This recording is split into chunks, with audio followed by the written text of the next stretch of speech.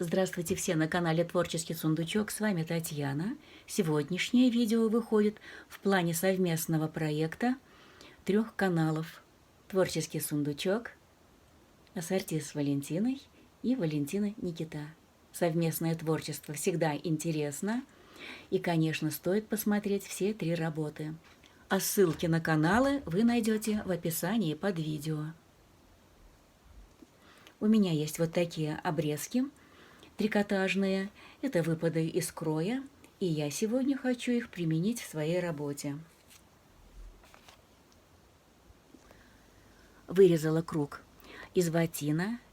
Снизу ненужная махровая ткань, бывшая в употреблении. Шьем для себя. А вот эти обрезки от новых трикотажных полотен. Выбрала в основном темных оттенков.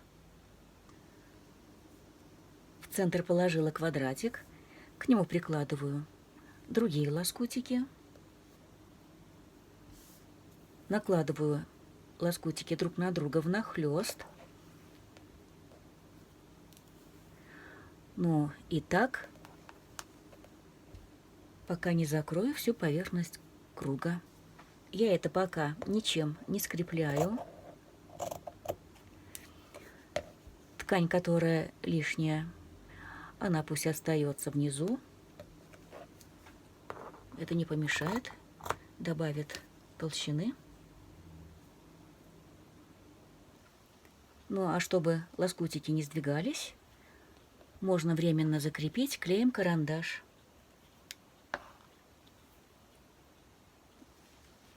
Дальше каждый лоскутик фиксирую булавочкой и под машинку.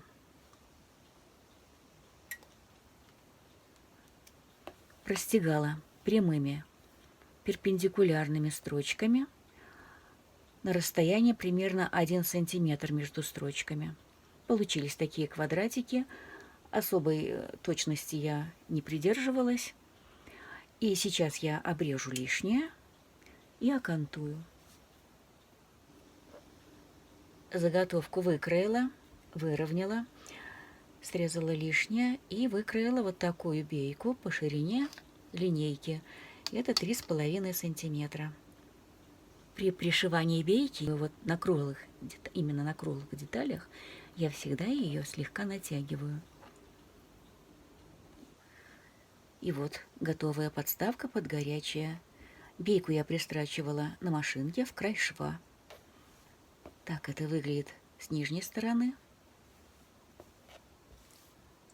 Мне очень нравится этот способ работы с мелкими лоскутиками. Здесь не привязываешься к каждому лоскутику, где надо его пришить, отогнуть, погладить. А тут одним заходом выкладываешь лоскуты и строчишь. А результат интересный. Мне нравится. В этом горшочке я заквашиваю молоко. Делаю катык. Решила сшить обновку. Не кутать в разные полотенца, а сделать собственную одежку. У горшочка я замерила высоту, определилась с шириной заготовки, также измерив горшочек по окружности. Скроила 2 детали из ватина. На верхнюю деталь я положила клеевую паутинку и, разложив на паутинку лоскутики, прошлась горячим утюгом. Лоскутики хорошо зафиксировались, вот они без движения, как говорится, лежат. И теперь осталось простегать. Перед простежкой я все слои сколола, и в верхней части заготовки я немножко укоротила 2-й слой ватина. Это для того, чтобы уменьшить толщину. Стегать я буду ромбиками, а чтобы проложить строчки ровно, я приклеила полоску малярного скотча, и первую строчку я проложу по его краю.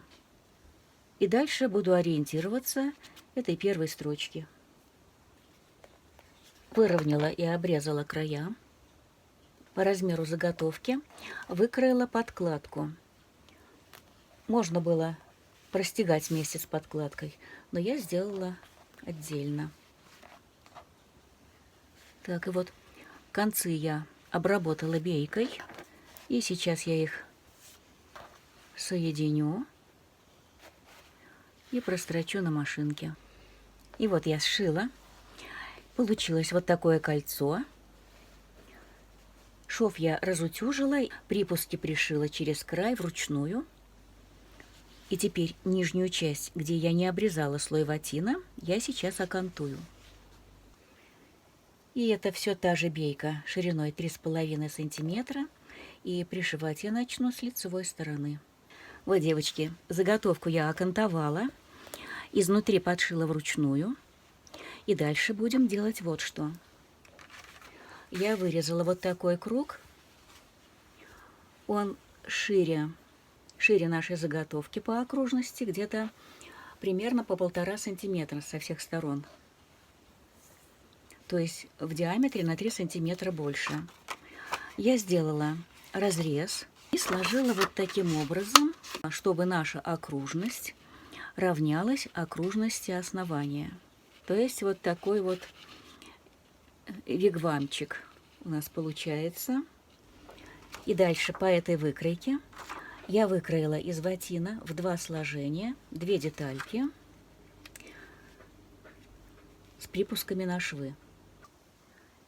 На верхнюю деталь, так же как и на нижнюю, наложила лоскутики, простегала от центра к краям и по окружности.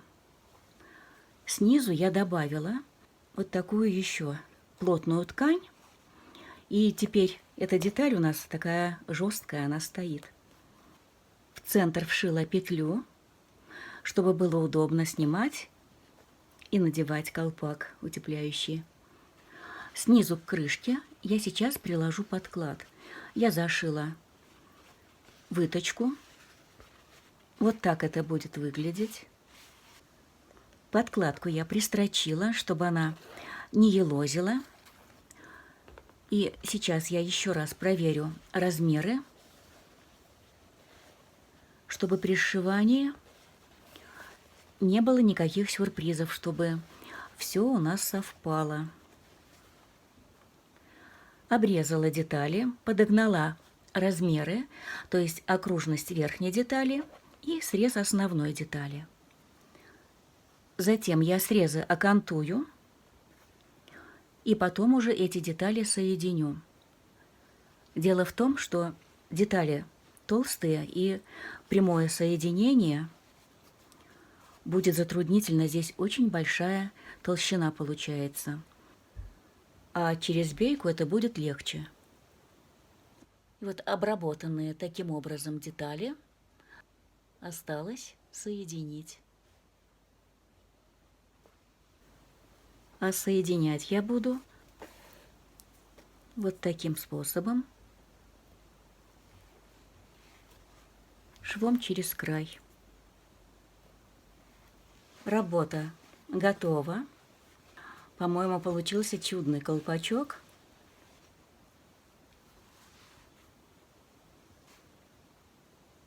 Как же он мне нравится. Вот такой комплект у меня получился. Из салфетки под горячее и утепляющего колпака. Как вам идея такого лоскутного шитья? Идея утепляющего колпака. Мне он очень нравится. Если вам понравилось, ставьте лайки, пишите комментарии. Не забудьте нажать на колокольчик, чтобы получать уведомления о моих новых работах. И, конечно, обязательно сходите на каналы Валентина Никита и Ассорти с Валентиной. Я думаю, что вас ждут не менее интересные вещи на кухне, на радость хозяйки. На этом я с вами прощаюсь. До скорой встречи.